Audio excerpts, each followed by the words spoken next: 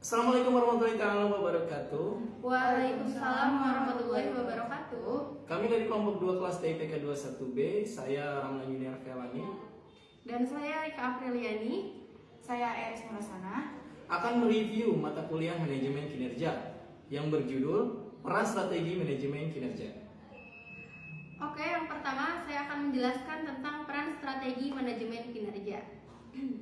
Manajemen kinerja berperan penting dalam meningkatkan performance individu, manajer, dan organisasi. Begitu juga dengan kompensasi yang turut berperan dalam meningkatkan performance dan secara tidak langsung berdampak pada performance manajer dan organisasi. Selanjutnya, saya akan menjelaskan tentang pengertian manajemen kinerja. Secara umum, pengertian manajemen kinerja adalah suatu kegiatan manajerial yang bertujuan untuk memastikan bahwa sasaran organisasi telah tercapai secara konsisten dengan berbagai cara yang efektif dan efisien. Ada juga yang mendefinisikan manajemen kerja atau MK sebagai aktivitas untuk memastikan agar tujuan organisasi dicapai secara konsisten melalui proses perencanaan, pelaksanaan, evaluasi, dan penilaian kerja. Selanjutnya, tujuan manajemen kinerja.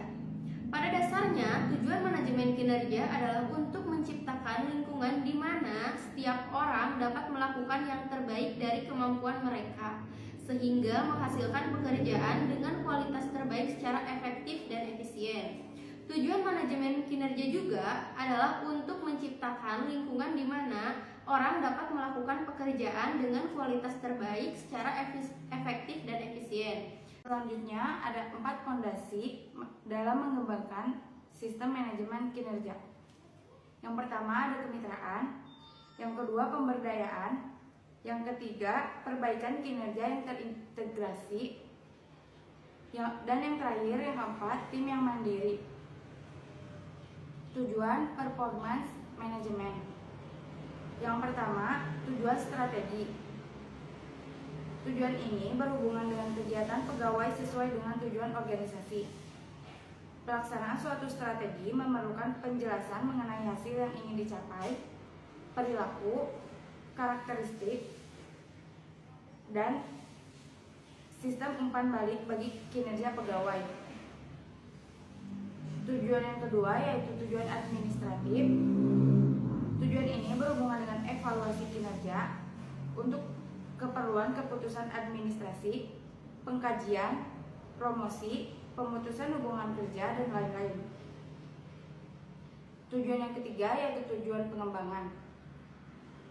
Performance management juga bertujuan untuk melakukan pengembangan kapasitas pegawai yang berpotensi di bidang kerjanya, memberikan pelatihan bagi pegawai yang kinerjanya kurang baik, serta menempatkan pegawai pada posisi yang tepat.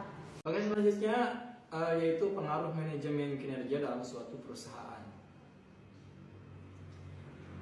Apakah manajemen kinerja berpengaruh terhadap kualitas kerja dalam suatu perusahaan?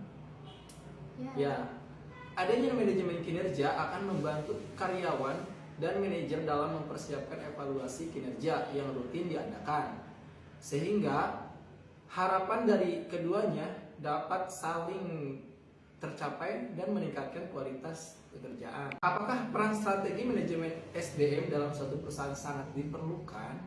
Ya, jelas. Ya, jelas. Sangat diperlukan karena manajemen SDM membantu membebani kesenjangan antara kinerja karyawan dan tujuan strategi organisasi.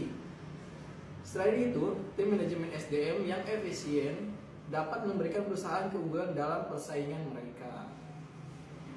Strategi manajemen SDM juga diterapkan untuk melaksanakan kegiatan rekrutmen, pengelolaan, pengarahan, penilaian kinerja bagi pegawai yang bekerja dalam perusahaan. Bagian ini juga bertanggung jawab untuk menyediakan pengetahuan dan pelatihan demi mencapai tujuan perusahaan.